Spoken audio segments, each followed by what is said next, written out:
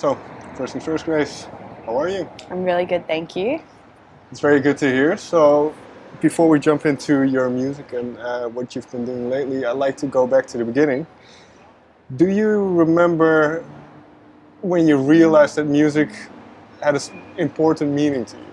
Well, I've always loved music, but the moment when I realized it was something that I wanted to do was I was at a concert for this guy called All Day, and I was just watching it, and I was maybe like 15 or 14.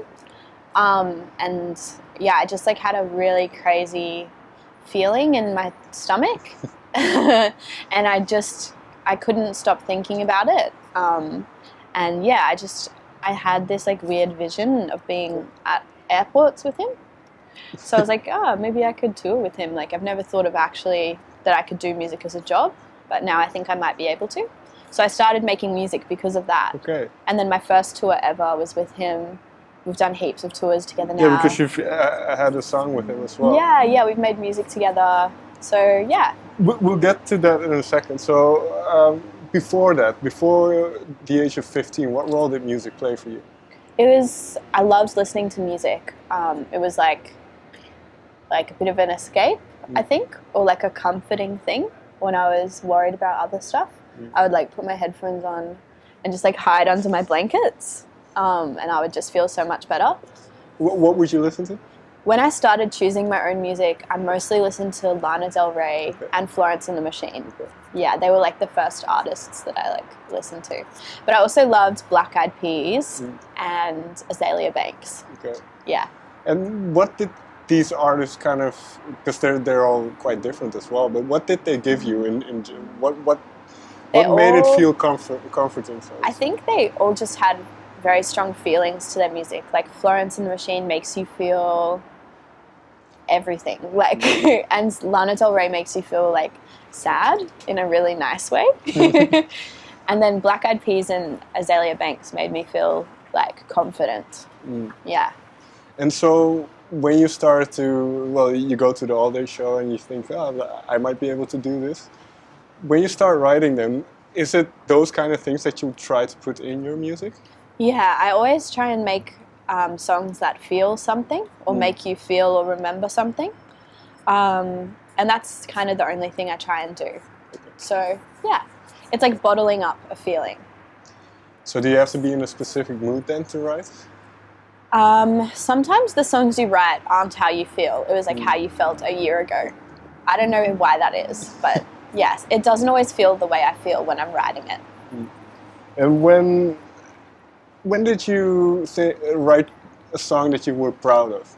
When did you think, okay, I can actually do this?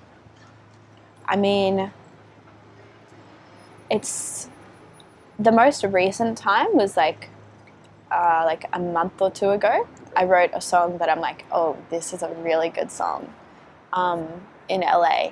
It's not out yet, but it's called Charlie. And then a time before that was like the first time I produced a song on my own that I was really proud of, which will be, coming out soon. But it's funny because like, I feel like musicians always think that their best song is the next song or like the one they just wrote.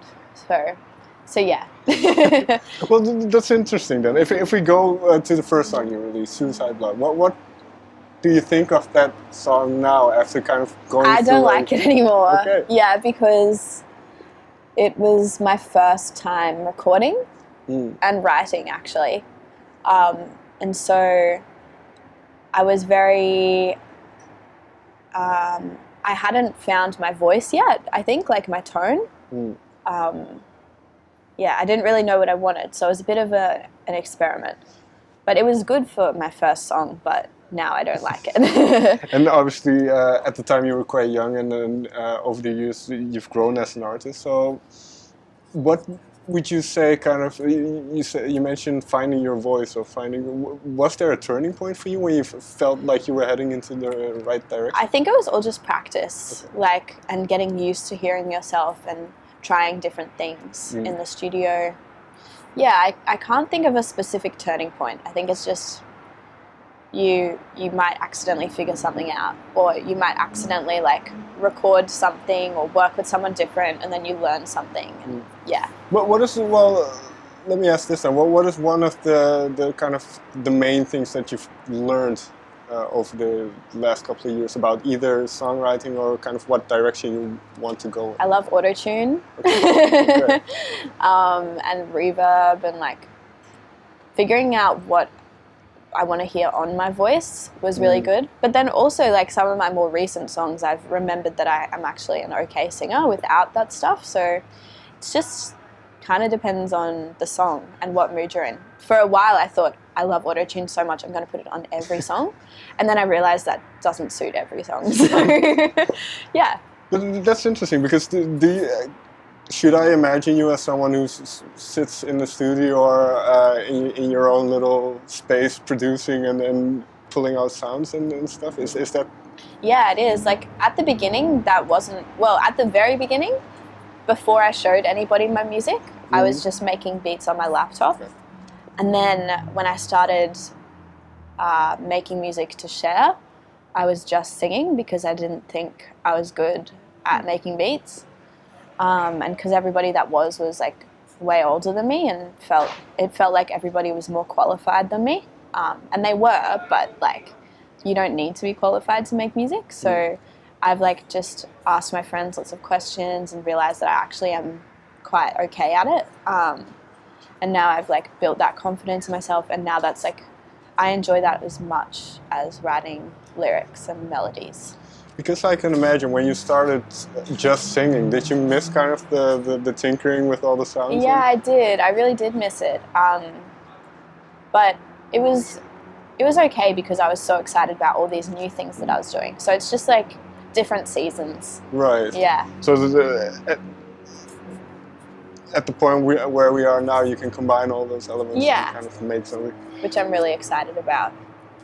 With that in mind, because you've released 2 EPs, and well, you just mentioned you're writing more songs. But what do you have in mind? Are you already thinking about a debut record? Is that very I'm going to do close by? an album after this EP, but right now I'm just really focusing on finishing the EP. Okay. It's like mostly finished, but I still need to write one more song, I feel.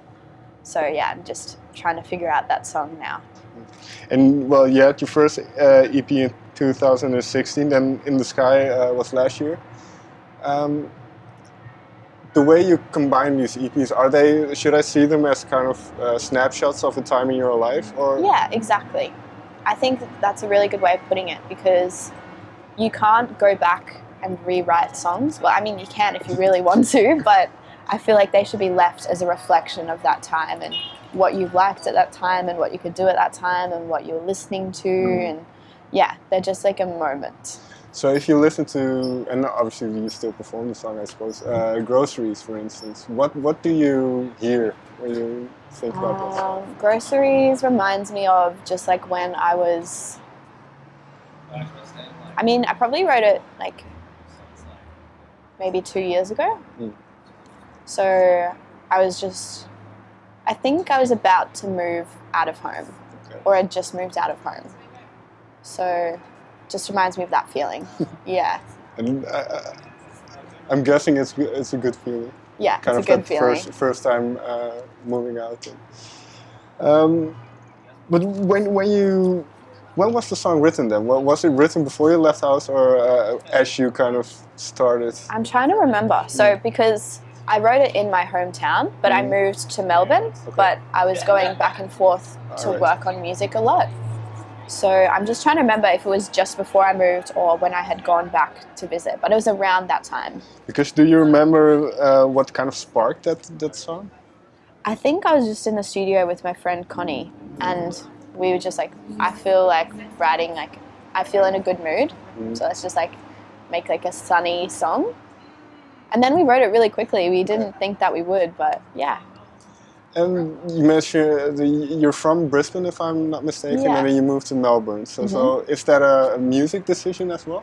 Yeah, it was. But it was more because, okay, it's like kind of, so I love Melbourne and I've always wanted to live in Melbourne, but I've also just before I moved to Melbourne, knew that I would be moving to America in like a few years. I just moved like a month ago, and I wanted to spend more time in Melbourne and with my friends in Melbourne before I went to America. So it was kind of almost a decision just to like go hang out with my friends there. But that's quite interesting then, because you knew quite early on that you wanted to move to America. How come? Because my friend All Day, he was like, I'm going to move. Do you want to move with me? And I was like, yeah, sure. Why not?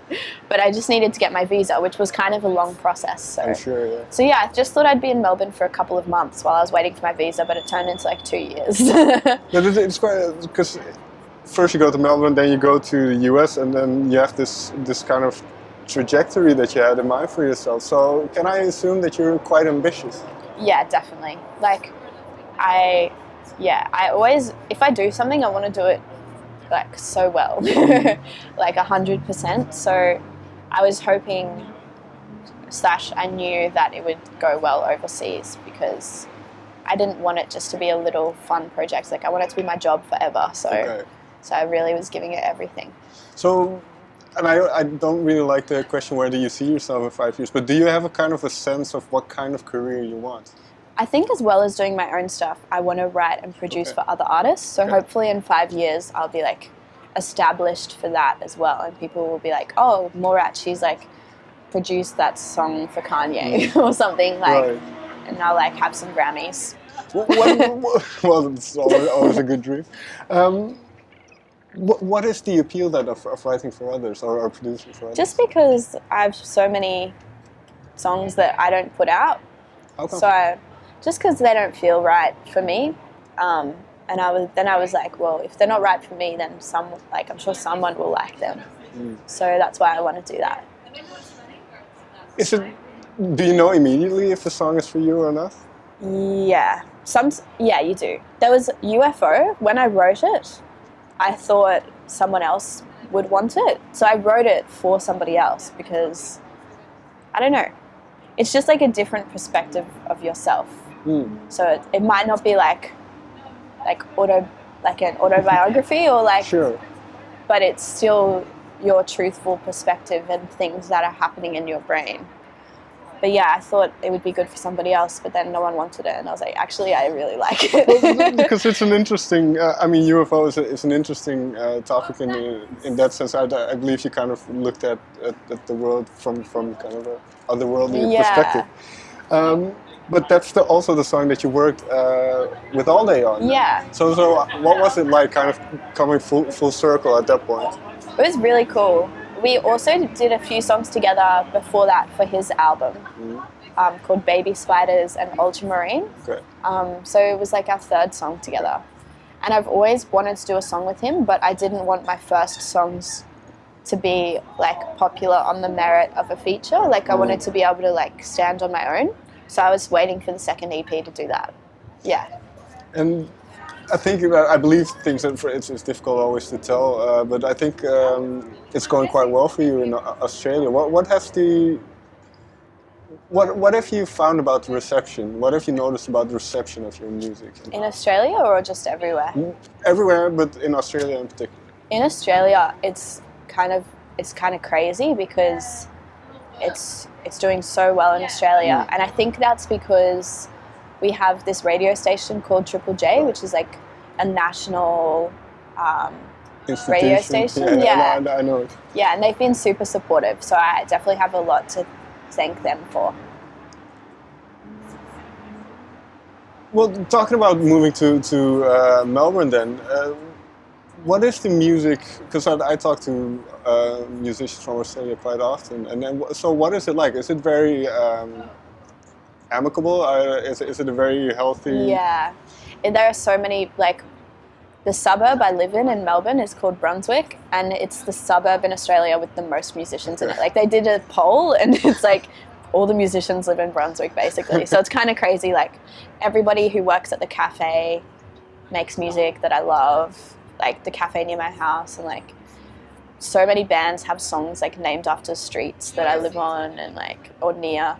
So yeah, it's like really healthy. There's so much music in Melbourne. In Brisbane, there's some incredible artists as well. but it's quite a small scene. But it's really, there are some great bands from Brisbane too. And then because of the distance, it becomes too much of a hassle to, if you live in Brisbane, to go over to Melbourne. And I mean, people definitely do it, but you don't drive, like you have to fly. Right. Yeah. Fair enough. Well, you mentioned those. I've one song you recently released, "Nobody's Home," but then you also mentioned those other new songs for the new EP. Well, what kind of snapshot is the new EP? If you think about kind of it as a cohesive whole. The new EP reminds me of just like being in my friends' cars. Okay. And like driving around and just like killing time. So that's what it feels like, especially at night. Just like driving around at night time is kind of what the new EP feels like. Okay. Is that because of being on tour or just driving around to kill time? Just when I'm not on tour. Okay. Yeah. And then I imagine there's a lot of music playing when you're driving late at night. It's like the happiest time. What is your go-to artist or song that you kind of, when you're driving at night? I don't have a go-to. I have like a billion songs and artists that I want to listen to all the time. Like I'm one of those people that will play like half a song and then skip to the next one because I'm just so excited. Like not because I'm bored, but just because I'm excited about the next song. But I really love everything. I could write like a 10-page list of who I'm listening to right now. Fair enough. Final question then, do you have an EP title? Yes, but I almost don't want to say in case I change it. But I basically said it before when it's like, it's about like driving around at nighttime with your friends. Okay, so it's something like that. All right. Thank you very much for your time. Thank you so much. Thank you.